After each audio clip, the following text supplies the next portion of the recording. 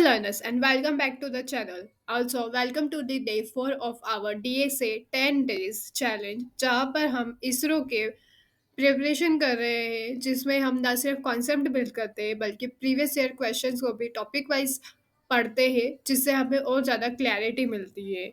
अगर आप serious aspirant हो तो आज का सेशन आपके प्रिपरेशन में एक स्ट्रॉन्ग लेयर ऐड कर रहा है।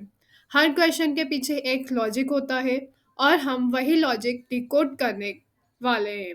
तो क्योंकि हम एक ऐसे टॉपिक की तरफ बढ़ने वाले हैं जो एग्जाम में बार बार रिपीट होता है और कॉन्सेप्ट क्लियरिटी के लिए मस्ट नोन है, तो वीडियो में एंड तक बने रहे और कमेंट में बताएं आपको किस टॉपिक के पीवाईक्यू सबसे चैलेंजिंग लगते हैं। Let's begin the journey. हमारा आज का टॉपिक एक पावर हाउस कॉम्बो होने वाला है, जो कि है हैशिंग एंड शॉर्टिंग। ये दोनों कॉन्सेप्ट हर कॉम्पिटेटिव एग्जाम और टेक्निकल इंटरव्यूज के बैकबोन होते हैं।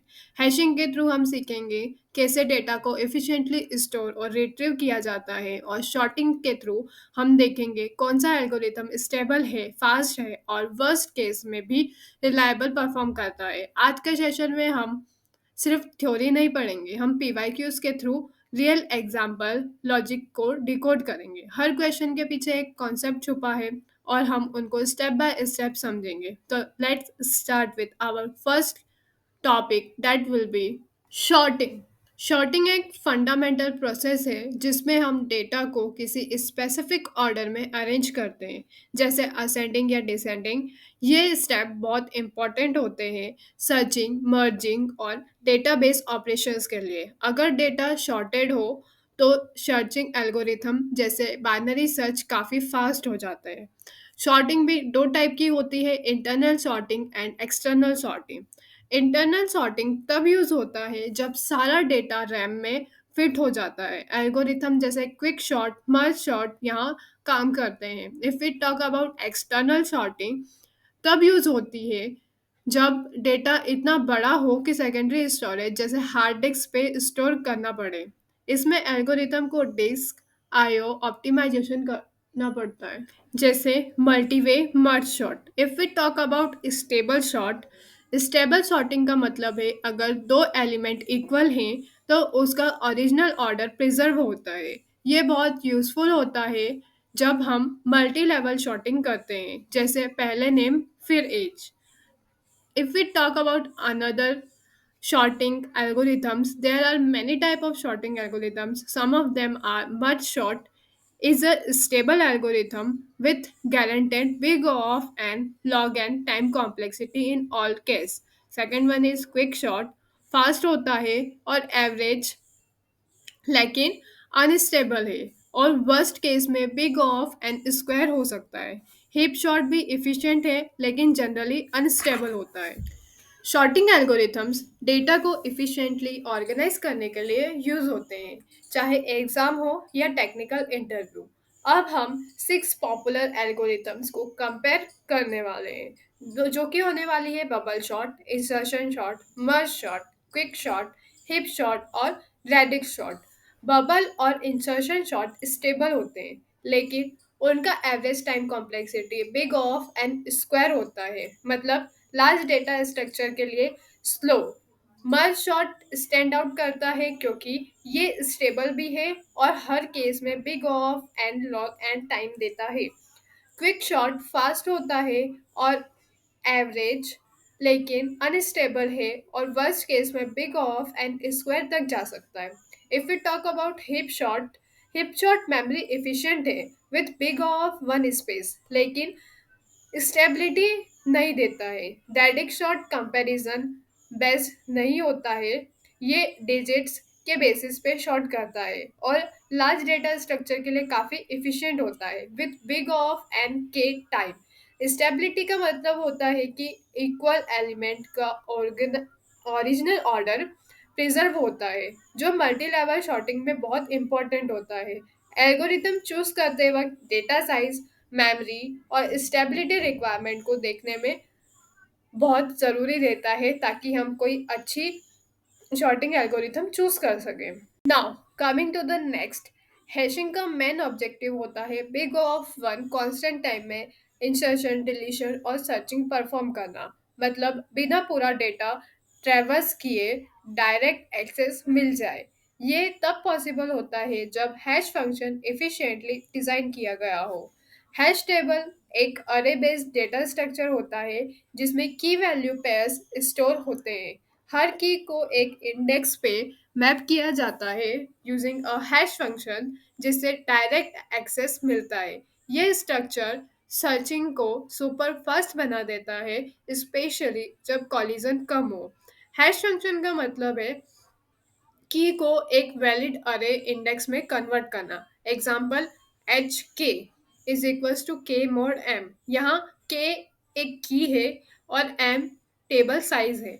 ये फंक्शन इंश्योर करता है कि की किसी वैलिड इंडेक्स पे मैप हो जाए। एक अच्छा हैश फंक्शन कीज को यूनिफॉर्मली डिस्ट्रीब्यूट करता है अक्रॉस द टेबल, ताकि कॉलिजन मिनिमाइज हो और परफॉर्मेंस ऑप्टिमल रहे। अगर मल्टीपल कीज सेम इंडेक्स पे मैप हो जाए तो कॉलिजन रिजोल्यूशन टेक्निक्स जैसे चेनिंग या ओपन एड्रेसिंग यूज करनी पड़ती है। Now coming toward next, collision क्या होता है? जब दो या दो से ज़्यादा कीज सेम हैश इंडेक्स पे आ जाए तो उसे कॉलिजन कहते हैं। हैशिंग का गोल होता है फर्स्ट एक्सेस, लेकिन कॉलिजन होने पर परफॉर्मेंस डिग्रेड हो सकता है अगर रिजॉल्व न किया जाए तो। कॉलिजन रिजोल्यूशन टेक्निक, अब हम कुछ कॉलिजन रिजोल्यूशन टेक्निक्स के बारे में पढ़ने वाले हैं, जिसमें सबसे फर्स्ट होने वाली है सेपरेट चेनिंग। इसमें हर स्लॉट एक लिंक लिस्ट पॉइंट करता है जिसमें सारे कीज स्टोर होते हैं जो उस इंडेक्स पे मैप हुए हो। इसका एडवांटेज होता है कि यह सिंपल इम्प्लीमेंटेशन और कभी फिलअप नहीं होता है। इसका डिसएडवांटेज होता है कि एक्स्ट्रा स्पेस चाहिए फॉर पॉइंटर और वर्स्ट केस में सर्च बिग ऑफ एन तक जा सकता है। Second one is open addressing, जो कि प्रॉबिंग भी कहते हैं। सारे एलिमेंट हैश फंक्शन के अंदर ही स्टोर होते हैं। अगर कोलिजन होता है तो हम प्रॉप करते हैं नेक्स्ट एम्प्टी स्लॉट पे। प्रॉबिंग के भी कुछ टाइप्स होते हैं, जैसे कि लीनियर प्रॉबिंग सिंपल है लेकिन प्राइमरी क्लस्टरिंग हो सकता है, मतलब कीज एक जगह जम जाते हैं। Second one is quadratic probing, थोड़ा बेटर डिस्ट्रीब्यूशन देता है लेकिन सेकेंडरी क्लस्टरिंग हो सकती है। Third one is double hashing, एक सेकेंड हैश फंक्शन यूज होता है। ये बेस्ट डिस्ट्रीब्यूशन देता है और क्लस्टरिंग अवॉइड करता है। Now coming toward next, that is load factor. Load factor होता क्या है? लाउड फैक्टर को सिंबल अल्फा से रिप्रेजेंट किया जाता है और इसका फॉर्मूला होता है alpha is equals to number of element N upon में size of hash table M.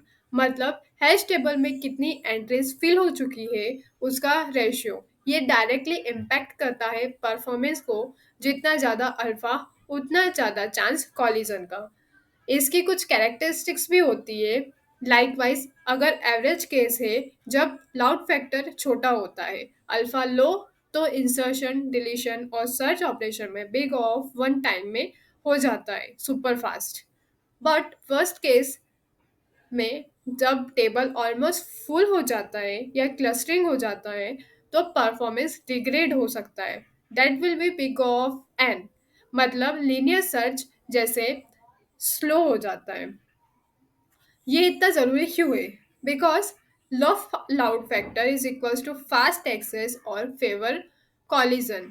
High load factor is equals to more collision and slower operation. इसलिए रियल वर्ल्ड में हैशिंग के साथ रीहैशिंग या डायनेमिक रीसाइजिंग का concept use होता है ताकि अल्फा कंट्रोल में रहे।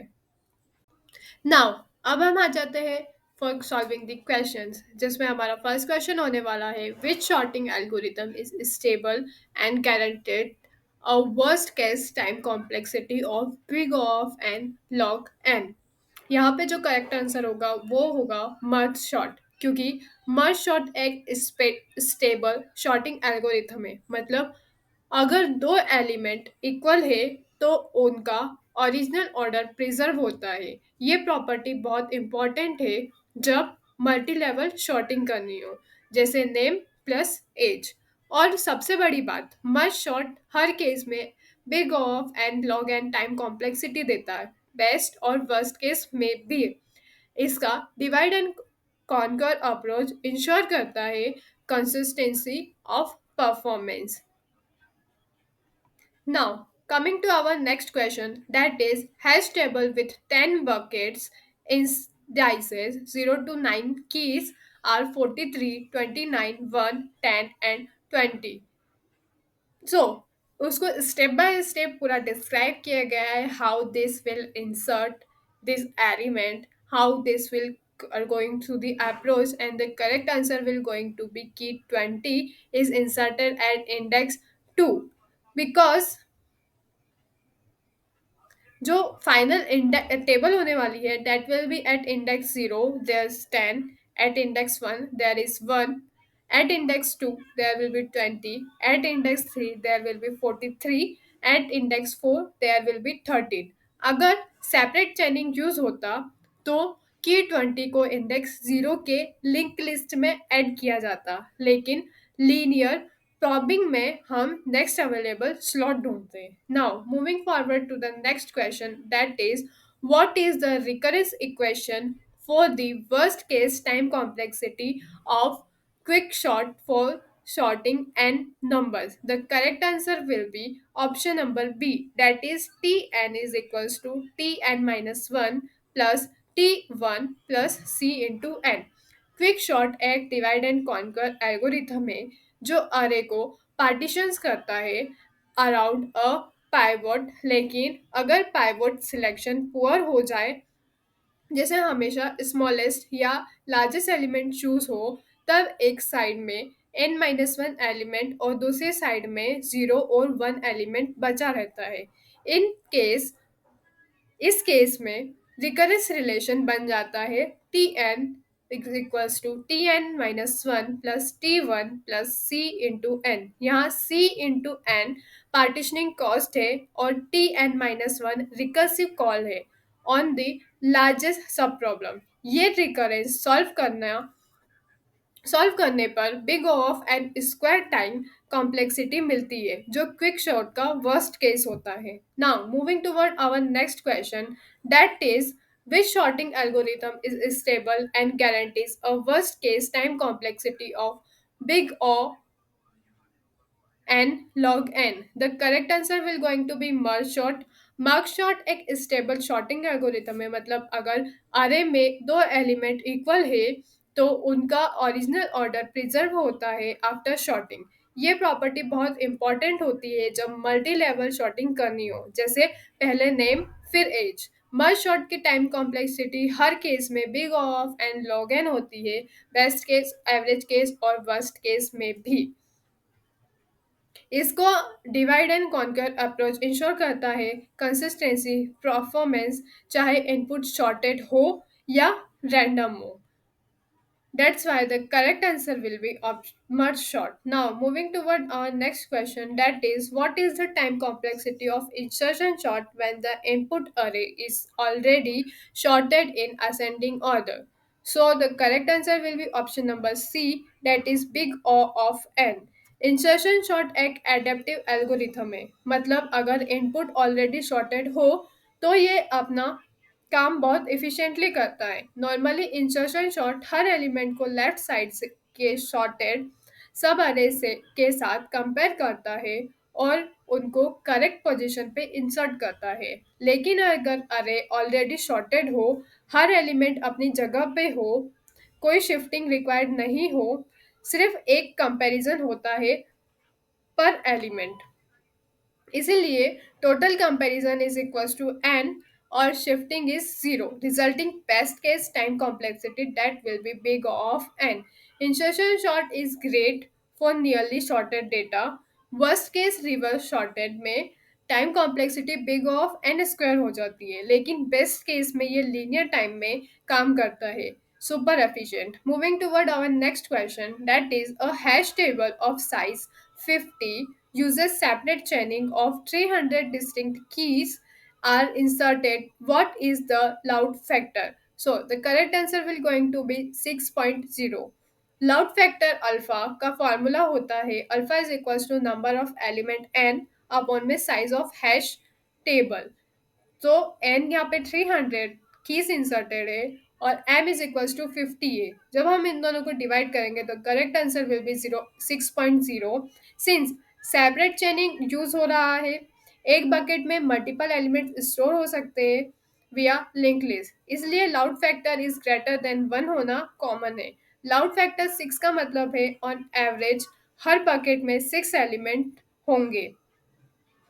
High order factor, longer linked list is equals to slower search in worst case, but separate chaining handle this gracefully, unlike open addressing, which struggle with alpha is greater than equals to 1. Now moving toward our next question, that is which open addressing techniques suffer from primary clustering. The correct answer will going to be option number D, that is linear probing. Linear probing एक open addressing technique है जिसमें अगर collision होता है तो हम next available slot sequentially search करते हैं। ये सिक्वेंशियल प्रॉबिंग एक प्रॉब्लम क्रिएट करता है। प्राइमरी क्लस्टरिंग मतलब एक जगह पे long block of occupied slots बन जाते हैं। जब नए कीज इंसर्ट होते हैं वो भी उसी क्लस्टर के आसपास जाते हैं जिससे क्लस्टर और बड़ा हो जाता है। इससे सर्च टाइम इंक्रीज हो जाता है। अगर हम क्वाड्रेटिक प्रॉबिंग की बात करें तो प्रॉबिंग पैटर्न क्वाड्रेटिक होता है।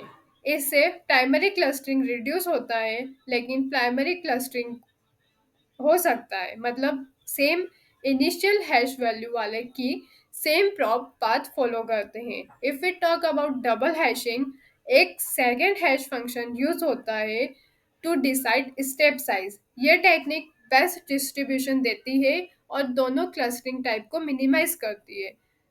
Last one is separate चेनिंग। ये ओपन एड्रेसिंग टेक्निक नहीं है, इसमें हर बकेट एक लिंक लिस्ट होती है जिसमें मल्टीपल की स्टोर हो सकते हैं। क्लस्टरिंग का इशू नहीं होता है। Moving toward our next question, that is in a hash table using separate chaining, what is the average case time complexity for a successful search, assuming constant loud factor is alpha?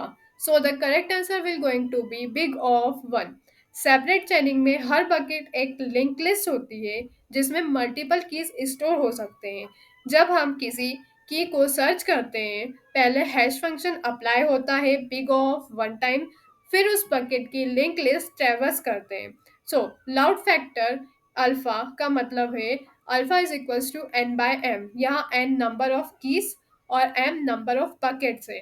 अगर alpha constant है मतलब average chain length fix है तो link list traversal भी constant time में हो जाता है।